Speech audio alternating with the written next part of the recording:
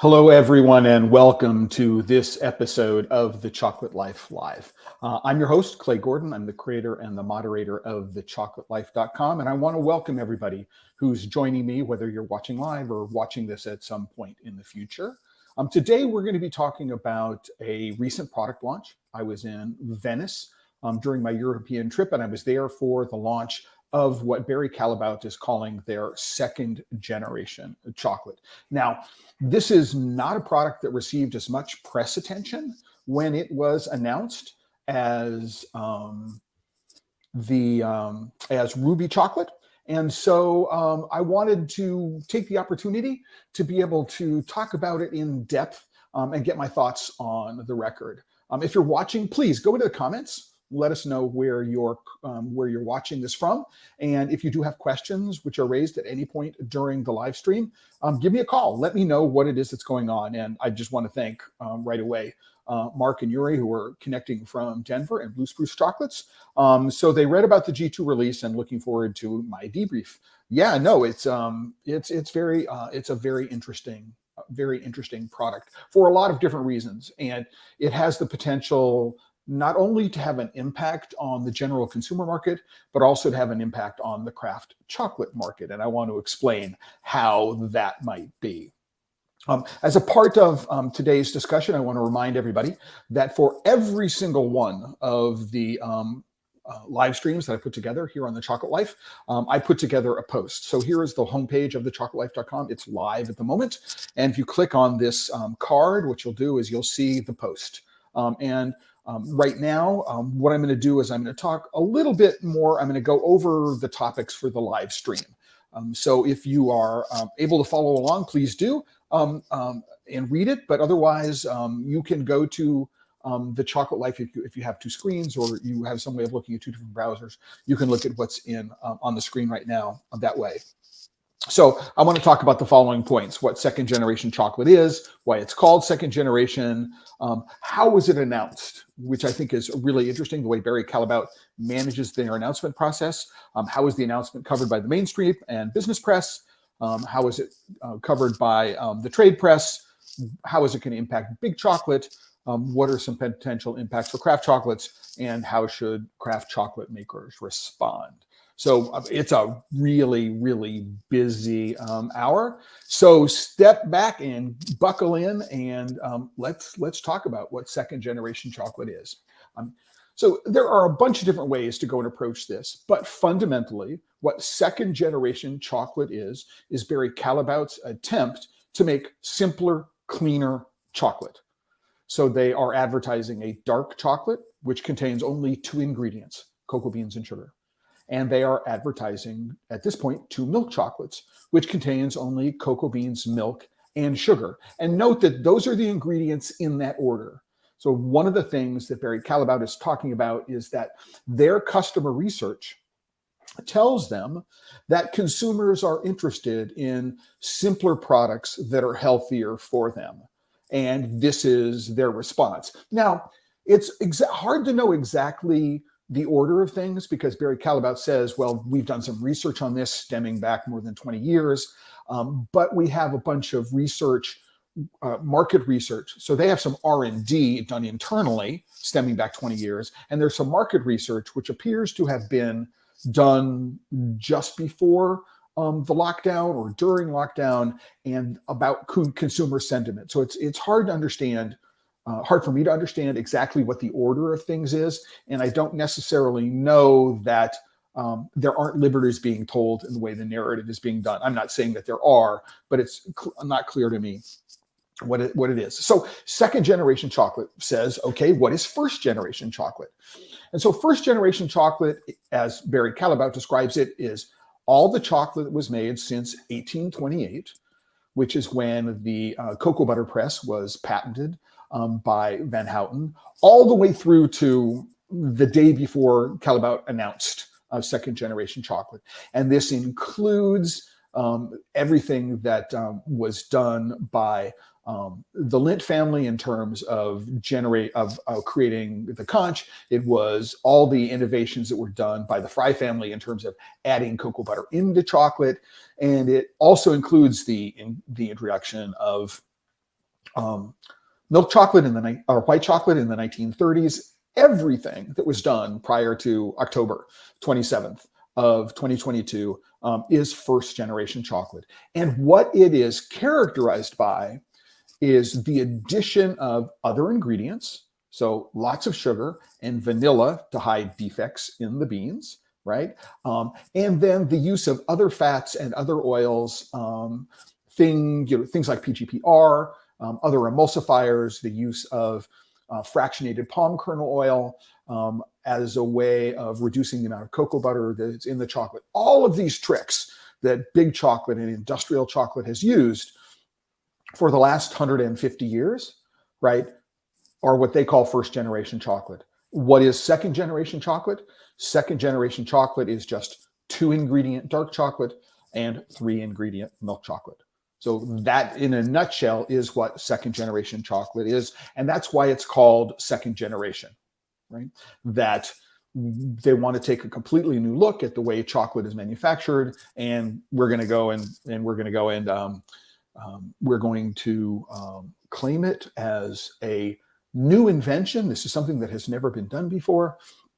And this represents a challenge for all of us in the craft chocolate market because, well, you know, that we've been making 2 ingredient dark chocolates for quite some time and 3 ingredient milk chocolates for quite some time. And so that they do exist. They have existed for quite some time, right? But Barry Callebaut is saying we're the first to do it. And that may be true when you think about who their customer base is, right? So their customer base are the Nestle's of the world, these very, very large companies. And as an industrial chocolate maker, they are claiming to be the first people to be able to do this at an industrial scale.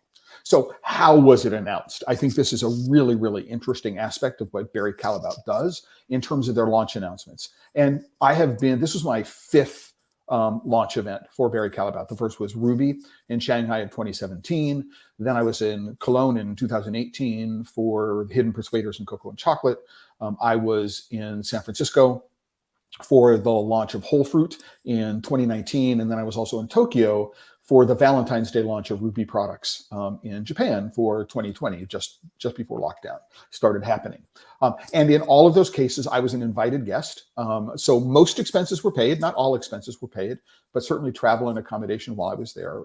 I still had to personally shoulder some of the expenses of getting there, particularly the cost of the Chinese visa, for example. But I just want to let you know that that in no way affects how it is that I think about things. There's a disclaimer on the page, and I just want to let everybody know. At no point was any Barry Callebaut official in any capacity at any point then or now asking me to provide a particular interpretation of what it is that they were doing. Right, so I just want to let everybody know all that kind of stuff. I mean, they have been on the up and up in all respects. And in the case of this particular launch, which is the second generation chocolate launch, I was the only person there who had more than a passing set of experiences visiting cocoa farms and visiting chocolate factories. Everybody else there was a relative neophyte. And as a matter of fact, I asked all the other people who were there, have you ever been to a cocoa farm? There were 20 or so of us who were invited guests, and only one of them had said they'd ever been to a cocoa farm before. And so, boom. So here I am. I got up at 3 o'clock in the morning to get to the airport for a 7 a.m. flight from Lisbon to Venice, and I'm on this water taxi from the airport. And I rarely take selfies, but it felt so good that morning to be out in the open air that I just had to take a rare selfie for where I was. This is the Grand Canal. If you're looking into the center of the film, the center of this photo, it's the Rialto Bridge. To the left here, this building here, I don't know if you can see my cursor, is the hotel where we're staying. It's built into a structure which is 1,000 years old, and apparently the oldest still standing structure on the Grand Canal in Venice. A fabulous experience. Barry Callebaut then wants to get us in the mood. And so what they'll do is they'll take us to a dinner event, which they did here. They take us to a dinner event, which talks about innovation and talks about things like new product development. It's all about getting us in the mood and putting our minds in a particular thought process. So when they make the presentation, we're already thinking in a particular kind of way. So in this particular case, we went to a restaurant where the Aperol Spritz was invented. I don't know exactly what date that was, but it is the other beverage, the Bellini, another cocktail which was invented in Venice, but the Aperol Spritz is a second one.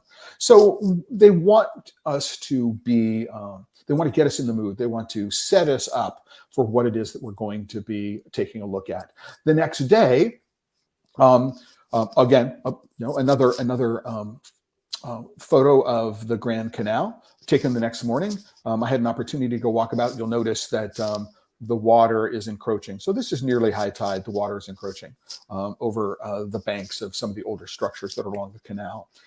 Walking around, if you've never been to Venice, it's an amazing city. It is mostly in disrepair. Things age very quickly, and this is an example of it. You got to have gelato. And then, of course, this is sunrise on the Grand Canal from the dock of the hotel looking towards the Rialto Bridge. It was an amazing experience in that respect, all things considered. It was first time I've been in Venice since 1986. So they're getting us in the mood. They want to put us in a place, and put us in an environment and have us think about innovation and related topics. They took us the morning before the actual launch event. We went to a glass museum organized by, I think it's run by the Berengo Foundation. It's on the island of Murano, which is known for its glass. And we're taken through this fabulous set of rooms, which have this amazing pieces of artwork, which are displayed in what personally I found to be one of the most engaging museum experiences I have ever been in. I mean, if you're ever on the island of Murano in Venice, get a chance to go through the Berengo Foundation Museum, irrespective of what's actually being displayed there, just the tour through the rooms and the different environments in those rooms and how they focus your attention in different areas. This thing on the left is glass. It sort of reminded me of what Donald Judd might do if he worked in glass instead of steel. The wall is the wall, the window is the window. Here is this structure that we're in. It's just amazing, just really, really wonderful. The balusters here are blown glass. And this interior, so this is an example of just like interiors that I'm focused on, and it's, putting me in the mood. After we went to the Glass Museum, they took us to a workshop where they were building gondolas from scratch. The guy who is the owner of the factory was a 12-time gondolier champion in Venice. And when he retired, he went to building gondolas thinking, I know more about gondolas than anybody else does. And so we got a chance to see gondolas in construction. Here that is, we're a chance of seeing gondolas under construction. The guy who's the gondola champion is the gentleman in the white hair right in the center. And these are, I learned that gondolas are individually tuned to the gondolier. So left-handed or right-handed, how much they weigh, how tall they are, all of these things are taken into consideration. The gondolas themselves are all the same length, but they're now made with modern composite wood technology. This is one of the reasons why we're there, to learn about how changes in materials change methods of construction, right? So it makes sense. You wonder why gondolas, but okay. If okay, this is, in retrospect, I can understand why it is that we're doing this. Right. And the fact that, it's built on years and years of experience from other kinds of areas coming in and answering interesting kinds of questions. Absolutely. While we waited outside, this was just a detail of a boat that was waiting in the boatyard that was waiting to be refurbished. Right. So, okay, we're getting into the launch event itself. Here we are having lunch on the Grand Canal, having visited this museum, having visited this gondola workshop. And a representative of the market research company is talking about the research and how the research supports what it is that we're going to be looking at during the actual launch event. So we're here, we're getting the preview, we're having a nice lunch, we're out on the Grand Canal. As you can see, it's a beautiful kind of day. They're all about getting us in a particular mood. Right. And the research they're presenting here is what it is that I mentioned, that, consumers are looking for simpler labels. They're looking for things with less sugar. Right.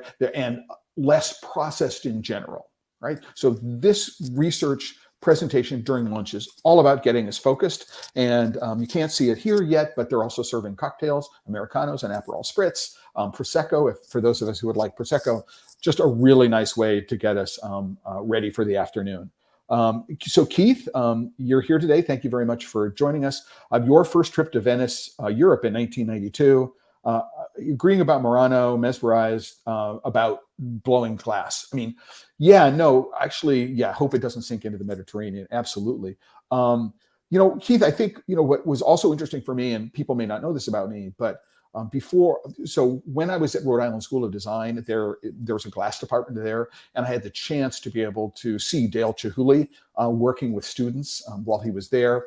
I also went to school at a place called the Evergreen State College in Olympia, Washington. And while I was there, I spent an entire trimester photographing glass. Because one of the people who was a consultant into the program I was in was at Pilchuck, which is a glass community in Seattle. And so not only was it fun being at this fabulous museum, because when I was in 1986, it was during the opening of the Palazzo Grassi, which had been recently renovated by Gaio Lenti, who also renovated the Musée d'Orsay in Paris, Musée d'Orsay in Paris. And so being back in a museum, and it just was a fabulous recollection with previous bits of my history. It was great. Not just from the museum perspective, but connecting with the glass perspective, and sharing my experiences with the curator of the museum, who was the one giving us the tour. Just really, really fabulous. So let's go after lunch. We are taken on a series of water taxis to the island of Giudecca. This particular venue that we're in is right next to the Fortuny factory on the island of Giudecca. This is the venue. We're sitting around getting ready for the presentation to be made. Inside here is the presentation environment. So we have screens, which are up to about 10 feet, covering 3 different walls, and they're doing projections of the Grand Canal on these screens. There is an actor. Here he is over here.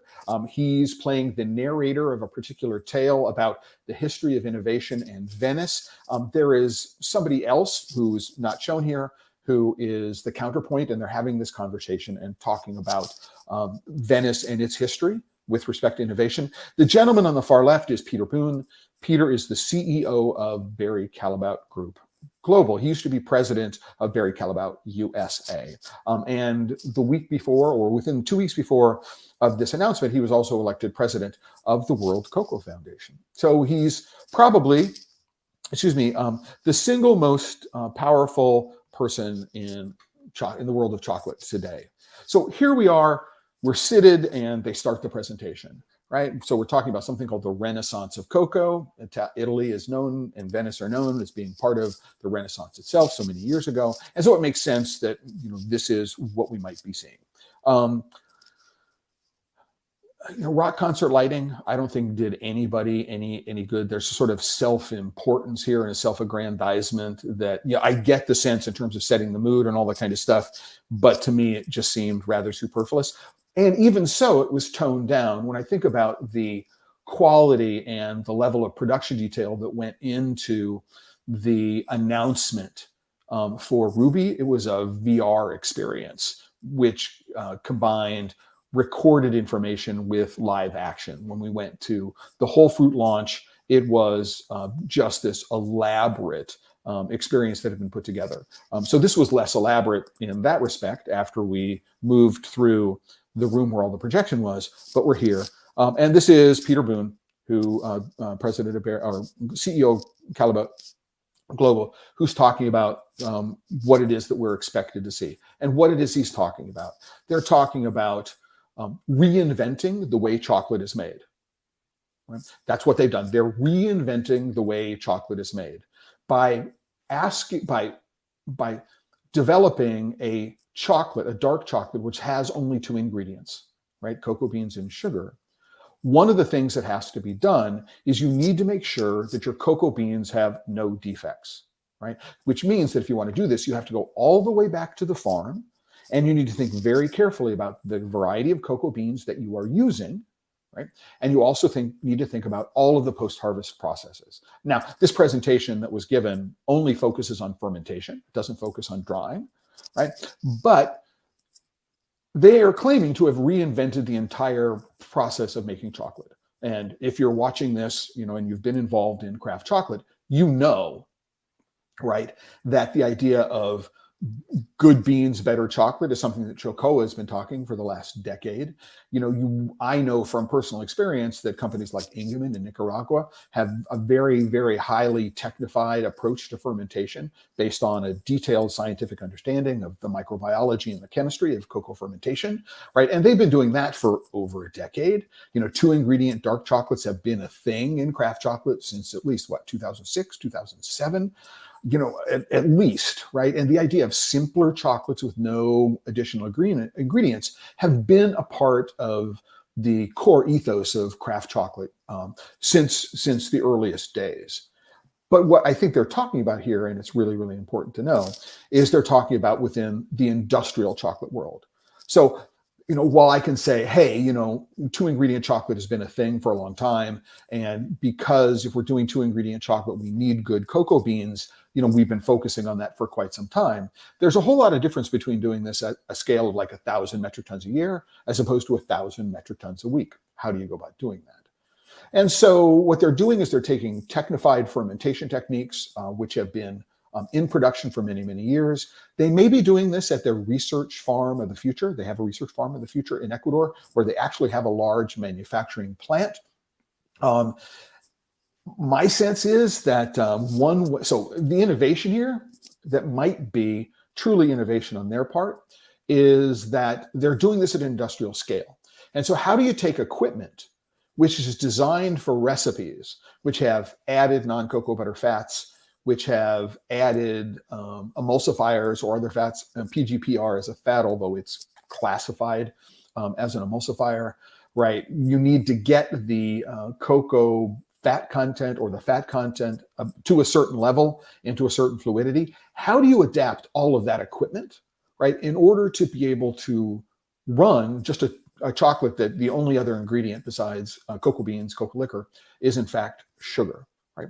The other place where they claim an innovation is that they've changed their roasting technique, okay? Well, they're not burning the beans to hide defects, and so they're roasting them at lower temperatures for a longer time. That would be one way to do it, right? And that also doesn't sound something that's unique in chocolate. It may be unique in industrial chocolate, but it is not unique from a chocolate perspective, right?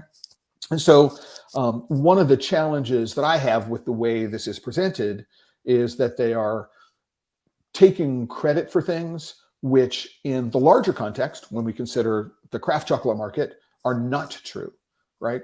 And I actually had a back and forth with the global VP of marketing on topics related to this. And I'm going to show you one result of that back and forth. So this is a piece of art that was on one of the walls. And here's why it's important. Number one is they're focusing on the purity of cocoa flavor, right? So what they're doing is they're picking a cocoa bean, which has, after fermentation or before fermentation, it has a certain chemical profile that after fermentation leads to the presence of flavor precursor compounds, so that when it's roasted a particular way, will give them pure cocoa flavors. In this particular iteration of the chocolate, they're not interested in fruit, they're not interested in flowers, they're looking for low acidity, low astringency, and very, very low bitterness in the bean. What that enables them to do is enables them to roast at a different profile because they don't have to cover up defects in the beans, so to deliver this purity of cocoa flavor. That's what it is that they're doing. And in fact, what they're doing is they're taking control of fermentation. Probably transporting pods to the factory, and they're opening up the pods there and doing everything under their control, which is what I think they need to do. And because they're in Ecuador, the next point being, if they're doing cocoa first and sugar last, where do they get all the fat, right, in the beans? Where do they get all the fat for the recipe? They have to use a high-fat bean. And so if they are using a high-fat bean, it's got to be CCN51. If they're in Ecuador, that would make sense. Ecuador is probably producing over 300,000 metric tons of CCN51 a year. And so there's enough supply of CCN51, and then all I have to go next door to Peru, and they've got more. Although I don't know that Callebaut has a processing plant in Peru. Nonetheless, that the use of CCN51 enables them, I think, to be able to have a bean which has got enough fat that they don't need to add anything to it in order to run it through their lines. Now, here's what I will say. CCN51 has got a bad rap in the craft chocolate world, and deservedly so. I mean, in the early days of in the early days of the craft chocolate movement and CCN51, people were fermenting it wrong. And it had this really harsh, metallic, just really, really off flavor. And when I was in Ecuador, I was in Pichincha and Puerto Quito, and I had some chocolate made from CCN51, which was badly fermented. And I can tell you that to this day, people are not fermenting it properly. But when it is fermented well, it is almost impossible to differentiate it from a commodity West African cocoa bean. So they're doing so even if it is CCN51, Callebaut is nailing the fermentation on this. And they're delivering a product, right, to the market, which is going to meet the demands of the average chocolate consumer. Will it meet the demands of discerning craft chocolate consumer? I don't think so, right? But we're talking about the 99% plus of the market as opposed to the less than 1% of the market. And obviously Callebaut is, the fourth largest chocolate company in the world, or no, the largest chocolate company in the world. And I heard the statistic that 1 in 4 products which have chocolate in them in the world have some ingredient which was processed by Barry Callebaut in some way. So think about that, right? And Barry Callebaut processes 1 million metric tons of cocoa a year, according to the report that I read. So really interesting statistics. So they're going cocoa first, sugar last. And in the ingredients labels and what it is we're saying, that's definitely the case. Keith, you say this seems to be the long way around to say no cocoa butter or less than added, but scaling it up and justifying a higher price point. The higher price point may actually be justifiable, although it's hard to know. If they're using a lot more cocoa, then obviously, and I'm not replacing added cocoa butter with a fractionated palm kernel oil, and I do need to take into account the other ingredients that might be there. It might be that the difference in price is not all that great, especially if you're paying below the cost of production on cocoa beans. And there are just as many problems with sugar production in many respects as there are in cocoa production. So I don't necessarily know that it will justify a higher price. In the end, what happens is we need to know that Barry Callebaut sells to intermediary companies like Nestle. Nestle is going to put this stuff into products, and then it's going to be sold to the market. And so while maybe the chocolate component of Nestle doesn't make Milky Way, but the chocolate component of a Kit Kat, right, is healthier for you, it doesn't necessarily mean that what's inside the Kit Kat is going to be healthier for you. The chocolate component is. What I do want to say, which is interesting, is this point here. They're talking about the cleanest label ever. And I had a conversation with the VP of Global Marketing, and I said to him, listen, right, this is not the cleanest label ever, right? 2-ingredient chocolate has existed in the world of craft chocolate for more than a decade. And what will happen here is the craft chocolate industry is going to take that statement, right? And they're going to pull it out of all your marketing materials, and they're going to say, well, they're lying about this. What else are they lying about? And this is going to become important in the next image that I show you. So we have a 2-ingredient dark chocolate. We have a 3-ingredient milk chocolate. We see that the order of ingredients on the label is cocoa and sugar, then cocoa, milk, and sugar. And when they talk about nature's flavor, they're talking about only cocoa flavor, whereas all of us know that we're probably more interested or as interested in fruit and flowers and nuts and other flavors that are in cocoa other than just cocoa flavor. All right. So this is what they're pushing here, this purity of cocoa flavors. And as a matter of fact, the 3 chocolates that they presented, here I have a bag of the first 3 second-generation chocolates, which were presented to us. And they're actually these rectangles, which you see in the photo here. There are 3. One is a 75% dark chocolate. The milk chocolates are both 55%. Excuse me, I misspoke. In my article for International Confectionery, I thought one was 35% And milk forward, the other was 55%, and cocoa forward, they're both 55%. One is milk forward, the other is cocoa forward. And that's probably done by varying the amount of milk compared with sugar in the two recipes, although one is not noticeably sweeter than the other. I wasn't thinking about that during the launch, and so I would need to go back and try it. But they're talking about them containing 50% less sugar. And notice there's an asterisk here. And that asterisk is explained here versus the most consumed milk and dark chocolates. And so if I'm doing a 55% dark chocolate, or if I'm doing a 55% cocoa content milk chocolate, and I'm comparing it with, say, Hershey's special dark chocolate, which is, or not Hershey's special dark, but just plain old Hershey's milk chocolate, then absolutely yes, there is a lot less sugar in a 55% milk chocolate than there is in even a standard European chocolate, Cadbury Dairy Milk, which by law probably has to have at least 33% cocoa in it, right? And we don't know what the ratio of non-fat solids is to cocoa butter, right? So it's an interesting point. But the 50% sugar comes from the fact that because they're using beans that are not defective, right? So even though they're using CCN 51, they've nailed the fermentation and drying on this. I mean, when I say you would be surprised trying it, and I encourage everybody who's here to try it so they have an opportunity to understand exactly what it is before they poo-poo it. I can't poo-poo the chocolate itself. I can poo-poo the marketing. I can poo-poo some other things. But the chocolate is competently made. And it is well made for who their customers is, so big chocolate companies. And it is well made for those companies' customers. I do want to talk about that and make sure, all right, and talk about it. But this is what we were shown on the 27th of October. And I received this morning in the email from the VP of Global Marketing, his name is Boss Smith, this slide. Right? And notice there's a difference, right? In response to me and to other people going, I'm sorry, cleanest label ever is not a claim, right? That you can justify in any sense whatsoever. They've changed it to simplest label. Yep, right. It's still not the simplest label because I can make it 100% with no added sugar, but so it's not going to be up there with Lindt. I've been pronouncing it wrong all the time. It's not Lindt Excellence. I saw a commercial, an ad for them on YouTube, and it's Lindt Excellence, by the way, in case anybody wants to know the preferred pronunciation.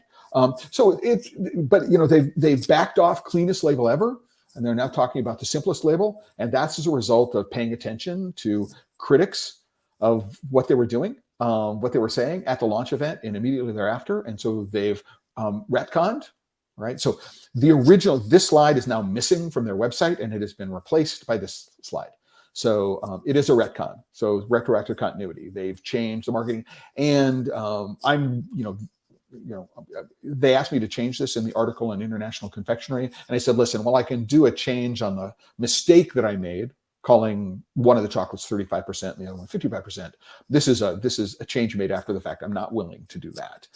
But notice also there's something more subtle. If you look at this, cleanest label ever is bold, right?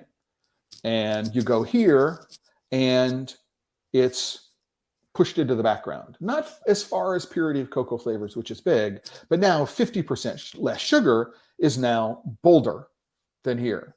So not necessarily something that people would be paying attention to, but it's really, really important to know that what they've done is they've paid attention to what the early responses are from members of the press, from customers, from critics, like me, and they've changed the way they're talking about the product. And this is really, really important.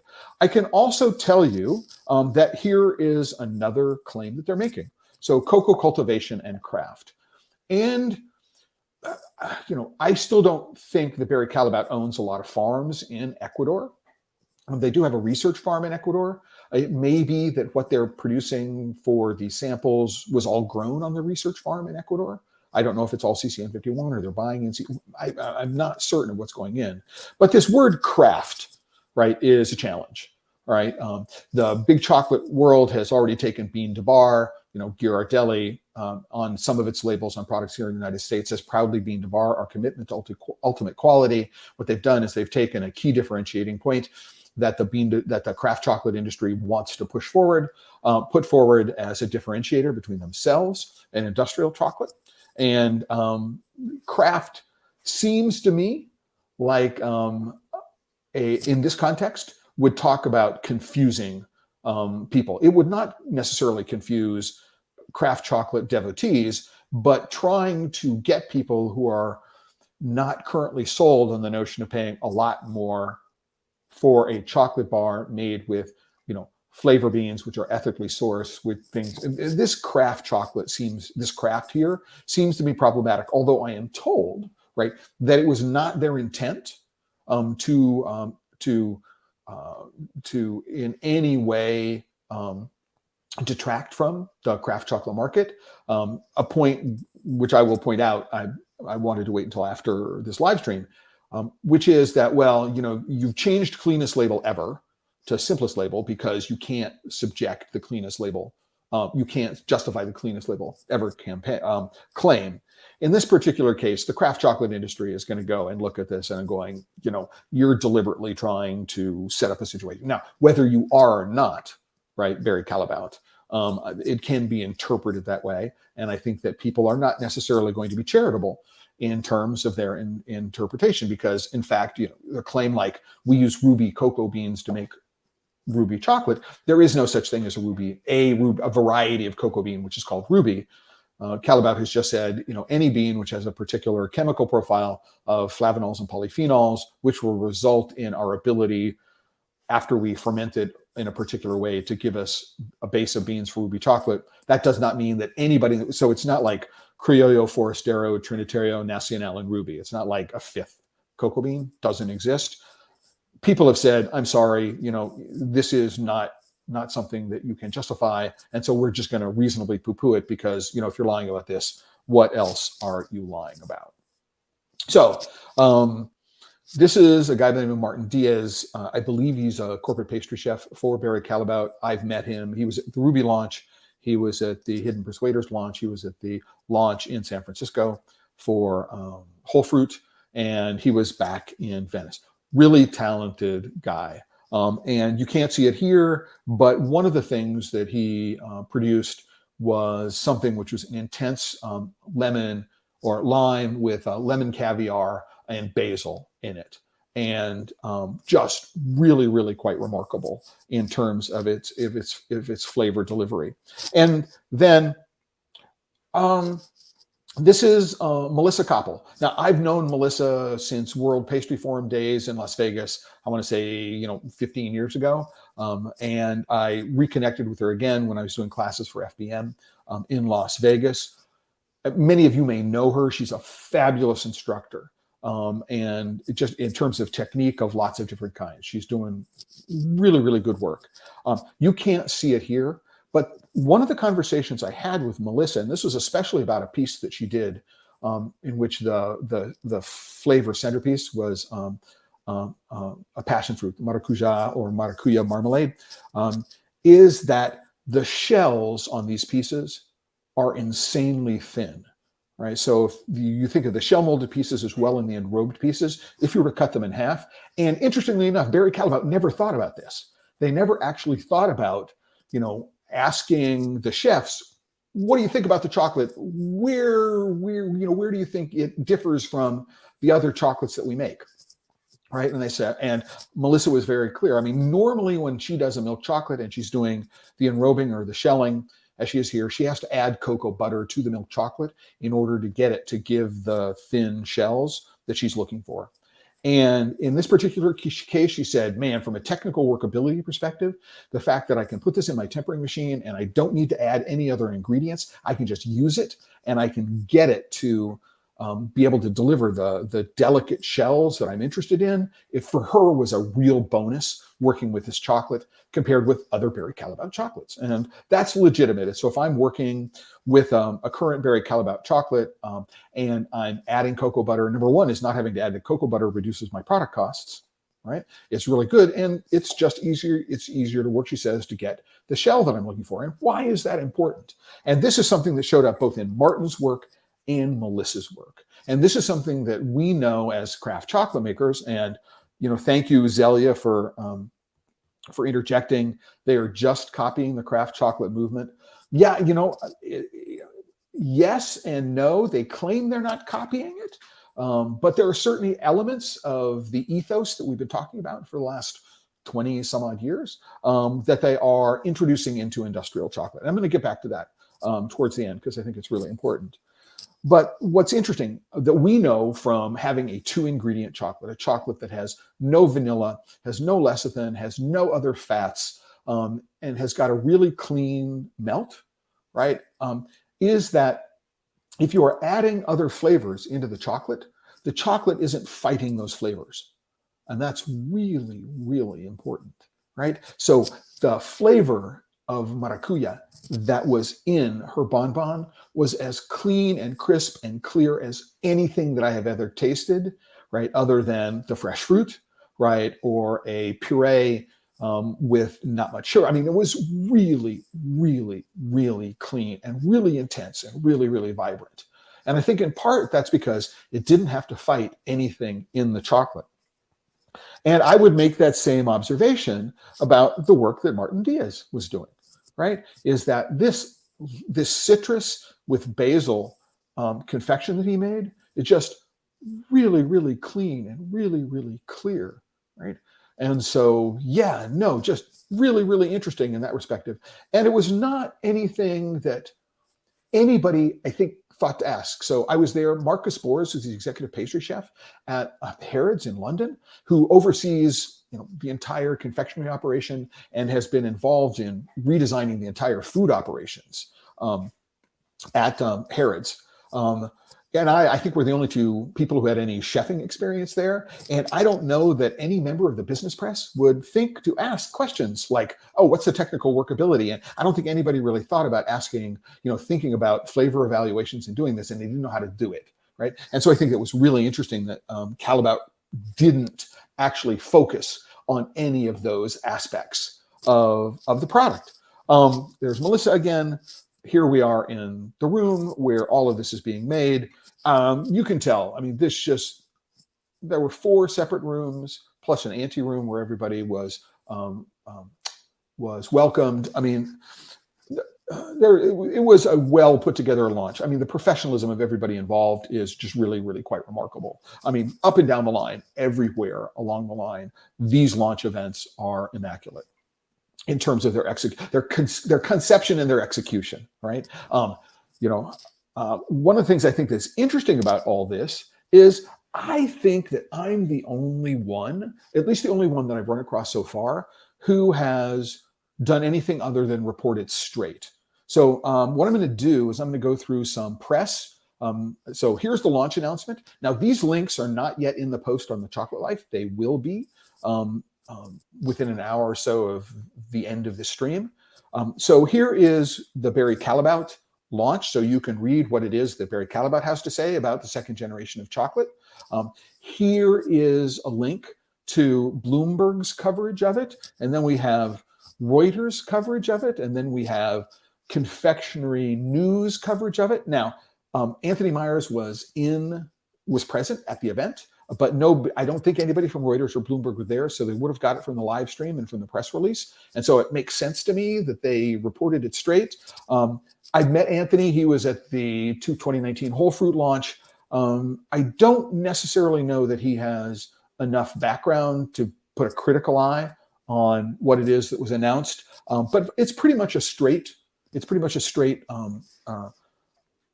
recording or reporting of what it is that went on. Confectionery production didn't have anybody at the event, so this is straight from the launch live stream and from the press release and perhaps interviews that they got with people after the fact. Food ingredients first. Inga, who's the writer for this, was at the launch. Also, somebody who had never been to a cocoa farm, didn't have much experience. We spent a lot of time talking about this and that and the other, but still, right?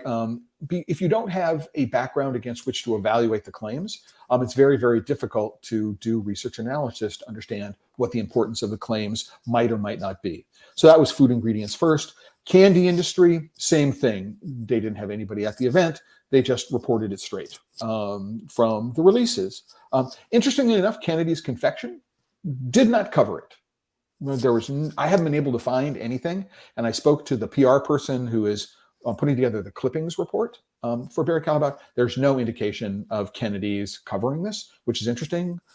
They're an older, more influential magazine in the UK in this industry, although you may want to go to the website because you can read about the world's first bee-free honey, which I think is okay. Can you call it honey if it's bee-free? So they're using fermentation techniques and DNA from honey to create what they call a bioidentical honey in a lab, right? So no honeybees required. My personal feeling is that all that money, which is invested in that kind of research, is probably better off supporting natural bee populations, right, than doing it in a lab. I'd be interested in knowing what you think, right? If you're watching it online, you can go to The Chocolate Life. If you are a member, whether it's free or paid, you can go down to the bottom and you can give me comments. So please let me know what you think about bee-free honey or second generation chocolate. I'd be really, really interested in knowing whether you think it's a good idea, whether you think it's a bad idea, whether you can, as Zelia says, is just a knockoff on craft chocolate movement. Is there something there? Please let me know. And while you're there, please sign up, become a member of The Chocolate Life. It was not covered very much. The announcement received, as far as I can tell, almost no coverage in the general press, which is very, very different from Ruby. There was a lot of general press attention, right, to food press, outside industry, to non-trade magazines, so like Parade magazine here in the United States and other outlets. Almost no press coverage that I could find. Now, this is a page to a Swiss media outlet called Blick TV. I could play for you the video that's on the page. I don't necessarily know. Sorry about the ad, everybody. It didn't come through. And I don't know if you can get the audio. It plays through loudly in my ears, but in general, it's not played very loudly in other times. But I recommend, if you're interested in this topic, go to this particular link. It will be on The Chocolate Life, like I say, within an hour. And you can go through and listen to it. If you bring it up in Chrome, Chrome will automatically translate all the text. There's not very much text here. It's only a paragraph. But you've got the video here. Chrome will automatically translate everything into English. But if you speak German or French, you can get German and French versions on the website.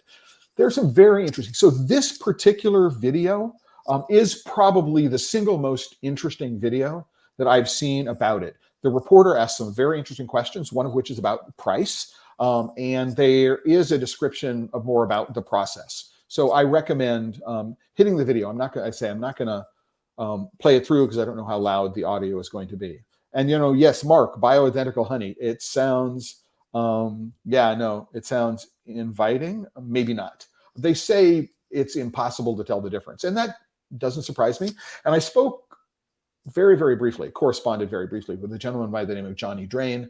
He has a business in London called WNWN, Win-Win. And what they're doing is they're looking to ferment a cocoa analog using carob and barley to create a something that can be used in making a product that tastes like chocolate, even though, of course, legally it can't be called chocolate. Interesting. He said, this can be done. It's not surprising. These are fermentation techniques that are used in a lot of different places. So it's interesting when we think about that. So Blue, Mark, thanks for that comment. But this is, as I say, in terms of the general press, this interview is probably the most enlightening of anything I've seen that the general press has covered. It was in the Daily Mail. The Daily Mail, I really apologize. For me, this is the reason I don't go to general news sites on the internet. 99% of the screen real estate here is taken up by advertising for things I don't care about. I'm using a VPN, so they know that I'm in the United States, but they're trying to sell me Trump coins and precious metals. Not interested in those. I'm not a female. I'm not interested in most of that anyway. They covered it. But interestingly, one of the things that they did is, here's where I found the source for the 1 in 4 chocolate and cocoa products consumed worldwide are made with ingredients supplied by Barry Callebaut. Just Interesting. I knew that I knew that they were the largest company. I just didn't know what their influence was. And they also talk about Ruby and Whole Fruit here. So in terms of general press, they don't actually push back on any of the claims Callebaut is making. So they're reporting the G2 launch straight, but they do provide a little more context. And so it's interesting. I think the most problematic post that I saw is on LinkedIn, and I'm going to put this again into the post on the Chocolate Life, is the World Economic Forum. This is the World Economic Forum LinkedIn account. We're talking about how second generation chocolate. We'll talk about without, I think, understanding exactly what it means for the world of cocoa and chocolate. So, you know, that's, again, all of these links will be on the page on the Chocolate Life, so you can look at them at your leisure, and it will be done. So in addition to all of those links, already there is my coverage on the Ruby launch, some follow-up on the Ruby launch, my thoughts on hidden persuaders in cocoa and chocolate, as well as Whole Fruit, and then from my visit to Japan for the Ruby pre-Valentine's Day launch in 2020.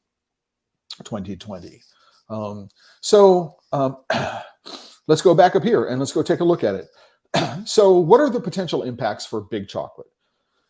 So what Barry Callebaut is doing is they're saying, we have figured out a way to make a clean label chocolate. So 2-ingredient dark, 3-ingredient milk. And while this could be seen as a warning shot across the bow of craft chocolate, what it really is a warning shot across the bow of the other large chocolate companies in the world.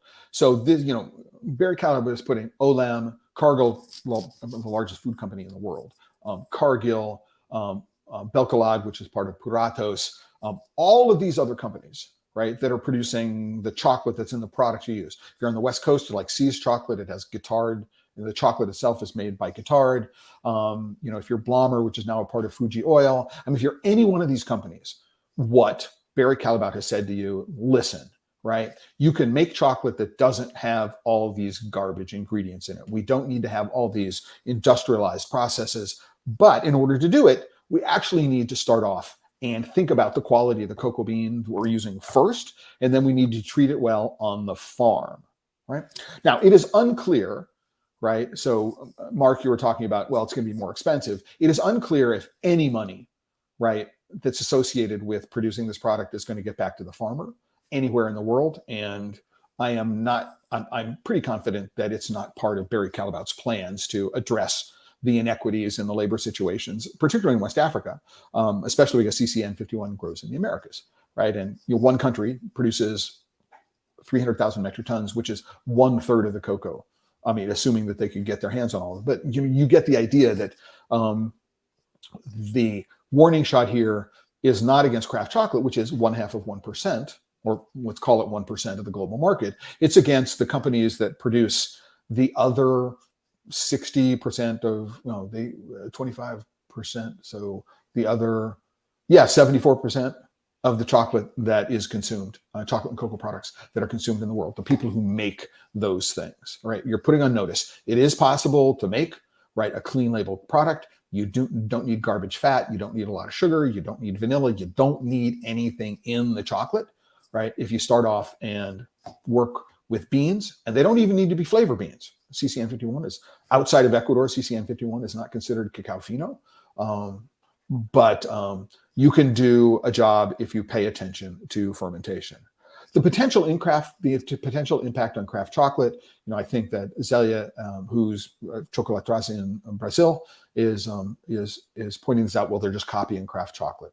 They claim that they're not, but what it has the possibility to do by taking one more bit of language, craft, in addition to bean to bar, they're going to make it more difficult for craft chocolate makers to find a point of differentiation, right? It's going to sow customer confusion.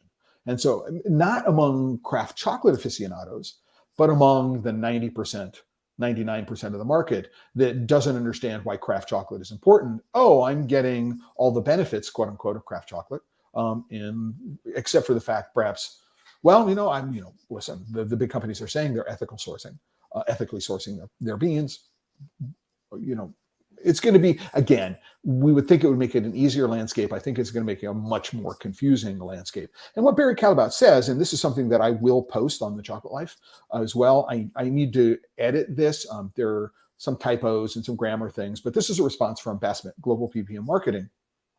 Right, and he's given me permission to put this entire quote into the page, but I need to, I'm going to edit it. Well, I could just put a seek in it, and all typos and grammar were in the original. But he's saying, it's our ambition with second generation to transform the chocolate industry and support artisans and brands to be what they call future fit. The consumer wants and needs it, governments ask for it, and investors inspect it, since high sugar products are a concern for them in the context of potential regulations coming in force in the years to come. As such, for some reason, the evolution of the automotive and soft drinks industry is not different from what we foresee for chocolate. This is not a one-night game. It's a journey for the coming decades, right? And in part, that's in response because I'm saying, where is Ruby? Outside of Japan, I don't see it anywhere, right? Where is Whole Fruit? The first product launch, Cacao Berry's Evo Cow, was disastrous. It was awful. Right? Where are these two things? You've introduced things that you claim are going to change everybody's thoughts about chocolate and the way it's produced and the way it's consumed. And are you a victim, Barry Callebaut? And I asked this, a victim of the innovation cycle, right? So every 2 years you bring out this new innovation, and so okay, is the marketing team and the R&D team? It's like, oh, this was so 2 years ago, and I pointed out that one of the reasons why Ruby is popular in Japan, because Barry Callebaut has actually invested a lot in the companies that are using the product in Japan to support the release of products. And I don't see them doing that outside of Japan for Ruby or Whole Fruit or anything like that.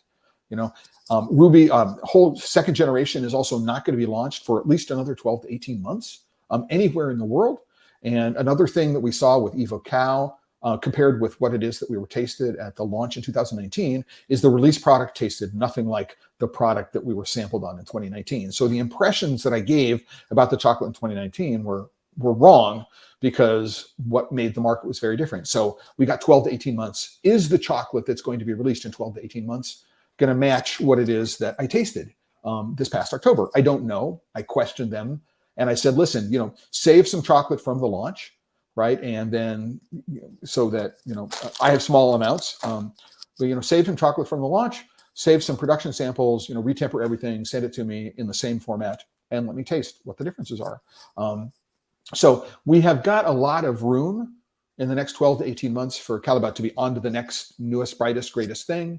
And it will be interesting to see how much marketing muscle they put behind supporting their customers. So will Barry Callebaut do for Nestle or any of these other companies who are using their chocolate what they did behind the Ruby launch in Japan? They haven't done it in the United States. Where is Ruby? They haven't done it in Europe. Where is Ruby? I mean, they're talking about doing all these things in terms of markets, right? So first confectionery, second ice cream, third is beverages, next bakery. I mean, I have to believe, based on my personal experience of not seeing Ruby anywhere on the shelves here in the United States, that it's not going as well as they would have thought it should be. They're also saying something which is really very, very interesting. And what is the potential impact for craft chocolate? Okay, so what they say is the second generation product architecture does not limit itself to what was sampled in Venice, right? These are the first manifestation we are currently introducing to their customers, right? They are part of what they call the second generation chocolate core range, right? Only a B2B marketing company would come up with that language, all right? Meanwhile, we have already developed prototypes with a more complex flavor profile, what they call their G2 Plus, second generation plus range, right? These are going to be launched by our artisan brands. Okay, so not under the Barry Callebaut label, but under one of the other brands that Barry Callebaut owns first, and later a plus range will be available for consumer brands as well. Okay, so first it's going to go to their, what it sounds like their chef customers, and then it will be going to, I don't know that makes sense, but this will hopefully unlock a flavor, a category in milk chocolate, not only dark chocolate, which does not widely exist yet. fine flavor milk chocolate. All right. So straight across the bow, they are planning to deliver second generation chocolates, which have more complex flavor profiles. I mean, I don't know what beans they're going to be using. It's possible they could just do it with CCN 51 based on their knowledge of fermentation and drying. It's not out of the realm of possibility. I disagree with them. Well, in the Barry Callebaut context of, producing, products that are, in 25% of all products that are consumed, yeah, fine flavor milk chocolates are not widely available, right? But within the world of craft chocolate, they are, right? And they have been for quite some time, right? I remember my first, dark milk chocolate from Andreas Slitty, 2006, 2007. I mean, in that time frame, I don't know how long Slitty has been making them, but there are a lot of really, really fabulous, very, very complex, fine flavor milk chocolates. What Barry Callebaut is saying, we can do that, right? So again, it will be interesting to see, right, how the marketing language that is used around these launches will be supported. Will Nestle take this on? Will the chef, will the chef that is currently buying Barry Callebaut, some number 850, I don't actually know the Callebaut numbers, but if somebody who's currently using that chocolate going to upgrade to one of these new chocolates and deliver a flavor experience and then talk about anything other than less sugar? Are they going to talk about purity of flavor? A lot will depend on, I think, how much Barry Callebaut supports them directly in terms of marketing. And so it will be very interesting to see a year from now or 2 years from now, as the products are launched, exactly how this language evolves, right? And what it is that actually hits the market. And this is something that, Zelia points out. Probably they're going to go slow on the publicity of the new product to adapt to the critics' comments, as I've already said. Absolutely. They have 12 to 18 months, right, from the launch to be able to work with their biggest customers, to be able to do more focus group market research in terms of who their customers are, rather than the general consuming public, because it seems like much of this product development, I don't necessarily know research, but much of the product development was driven by changing consumer perception, not necessarily. So this is being driven by what end consumers want, and they're producing product for their direct customers, right? So they can use it to make products that the end consumers want. So Zelia, absolutely, right? They're going to backtrack. They're going to slow pedal this. I mean, Ruby, we didn't hear anything after the launch, really, for over a year. Whole fruit, I haven't heard much of anything. COVID got in the way. 2 years. Hidden Persuaders is just, I haven't heard anything at all since its launch in 2018. So this will follow a pattern that I think is very, very. So they put the launch out there, they throw it against the wall, right? They find out what sticks and what doesn't stick, and how they can change the product, and then change the message and craft the message in order to be able to meet the demands of their direct customers. So absolutely, I think this is going to happen. Teresa says, I don't prefer to consume anything bioidentical. I agree. The money would have spent better to help save the trees. The bees. Absolutely. I think that one of the things that the tech industry is guilty of, they're always looking for the next unicorn investment. How can I take my money and get a 5,000% return on what it is that I'm doing? And there's a lot of investment in replacements or analogs for existing products. So why am I talking about plant-based beef? It's not plant-based beef. It's not beef, right? It's something else that's an imitation of beef. It's an imitation of chicken. It's an imitation of things. So this may be like actually impossible to be able to distinguish from real honey. And that's what they're saying. But still, it's like, what does this do for farmers? And this is the point about, I hope to be able to talk about with Johnny Drain at Win-Win, and I would really talk about people, is that what does this do for the hundreds of thousands or millions of people in the case of cocoa, whose lives and livelihoods and the families and a whole infrastructure is dependent upon bees? Making honey in the lab might reduce efforts to save bees, because pollination is something bees do, and a lot of the foods that we cherish rely on bees for pollination. I really, really get frustrated about this and a misunderstanding. So I'm really interested in following up on these conversations about, okay, yeah, you want to make a chocolate replacement in the lab. What does this mean for farmers who are already being badly treated? Yes, clean label is good for consumers and chocolatiers. It could really change the market, Zelia says, but transparency and fair cocoa prices, let's see. And I agree with you. I agree with you. And what I want to do is close out today, because we're a little over the hour, with one observation before I sign off. And that is, I had the opportunity during a short cocktail reception after the launch and before dinner in Venice. So this is on the evening of the 27th. And I was standing next to Bas Smit, who's the VP of Local Marketing, and Peter Boone, who's the global CEO, president of the World Cocoa Foundation. And I looked directly up. He's taller than I am. I looked up at Peter and I said, well, now that you are the president of the World Cocoa Foundation and you are the CEO of the largest chocolate company in the world, will you commit to meeting your voluntary commitments under the Hark and Engel protocol, right? During your tenure as president of World Cocoa Foundation. Now, I say you don't need to respond to me right now, because I knew that he would not respond to me right now.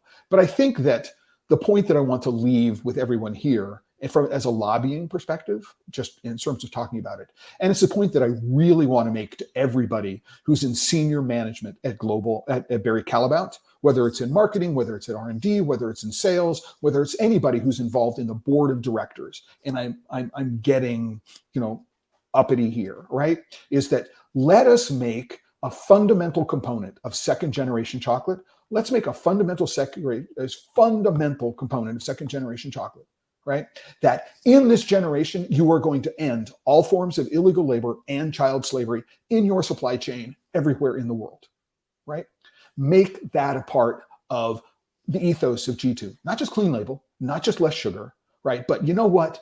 We've been saying that we're going to solve this problem for more than 20 years. It's why the World Cocoa Foundation was set up, to meet their obligations under Hark and Engel. And every time they get to this point, it's like they're going to push it down the road another 5 years. They're going to push it down the road another 5 years. And as a matter of fact, Mondelez said, oh, we're going to invest another $600,000 in our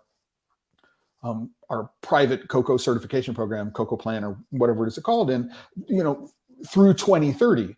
So Mondelez has just signaled, yeah, we're not going to meet our obligations under Hark and Engel by the next deadline, which is 2025, right? We're pushing it another 5 years. So please, everybody at Barry Callebaut, everybody who's watching this, everybody who has any interest in this topic, please let everybody at Barry Callebaut know. This is an opportunity to use the interest, the enthusiasm, right? Any momentum that you might be able to generate behind second generation chocolate to say, yes, we are finally going to solve the problem that we, right, have been an enabler of for the last 20 years. Although that's not proven in a court of law yet in the United States. And there's a Trafficking Victims Protection Reauthorization Act lawsuit, which has been filed and is currently undergoing the early briefing station. I had a chance to talk with Terry Collingsworth about this last week. But I think it's really, really important that we make that request of Barry Callebaut. So if you have an opportunity to send a letter, to lobby, every time you see, to talk about it with customers of yours, this becomes a place, I believe, and this is important, that if you are a craft chocolate maker and you are directly sourcing, and you can talk about how you are in fact directly improving the lives and livelihoods of the farming communities, from the farmers and farming communities from whom you are buying your beans, that we're addressing this issue, right? If we're buying out of West Africa. If you're not buying out of West Africa, it's less of a compelling point, right? But this is what we can do, right? And can we use our customer base, right, and use this as a point to be able to get big chocolate? And as I say, I think second generation chocolate is a warning shot across the bow of Cargill, largest food company in the world. I mean, Olam, I think it's now Olam Foods International, OFI, Belcolade. I mean, the largest chocolate manufacturers and cocoa processors in the world, that they can do this. They can do this by investing in facilities in producing countries to be able to produce higher quality products, But even investing in Ecuador on a research farm and in a manufacturing facility that does not find a way to directly improve the lives and livelihoods of the farming community in general, rather than this sort of mythical trickle down, right, that will happen. That's not what it's going to be. This is the problem I have with what's going on between Ghana and Switzerland. Yeah, you can invest another $500 million in manufacturing infrastructure in Ghana rather than exporting beans, right? But that money is going to benefit the people who build the factories, the people who build the equipment that goes into the factories. It might benefit the people who are working in the factories, but not one thing have I seen in any of that says, okay, we're going to structure the investments to make sure that some of this money actually has a direct impact on the lives and livelihoods of farmers, right? And really, really serious at the end of this. And I want to thank everybody who spent any time with me today, people who might be watching this in the future. What I would like to recommend everybody, go to The Chocolate Life. If you're watching on YouTube, please like and share. Subscribe to the channel, grow it, share it with people you think are important. I normally don't do any editing of these videos, but what I am going to do is I'm going to take some of this last couple of minutes and edit and push it out as a segment. If you're interested in having that segment that you can share, I will put it up on YouTube and people can share it. We're really looking forward to that. But support what it is that I'm doing. It's the holiday season, and if you have you're thinking about gifting for 2023 during this holiday season, and I understand that budgets are stretched every which way this year. So the answer is, I understand if you can't make a monetary contribution, but if you can join even at the free level and show your support to what it is that we're doing, that's really, really fabulous. And thank you very much. And I'm going to end today saying thank you to everybody who contributed comments. The conversation will continue over at YouTube, at Facebook, at LinkedIn, and on TheChocolateLife.com. Enter more comments in the future. I see all of them. I will respond to all of them. And just, the quick reminder that I make at the end of every single one of these Chocolate Life live streams is if you're working with chocolate and you're not having fun, you're just doing it wrong.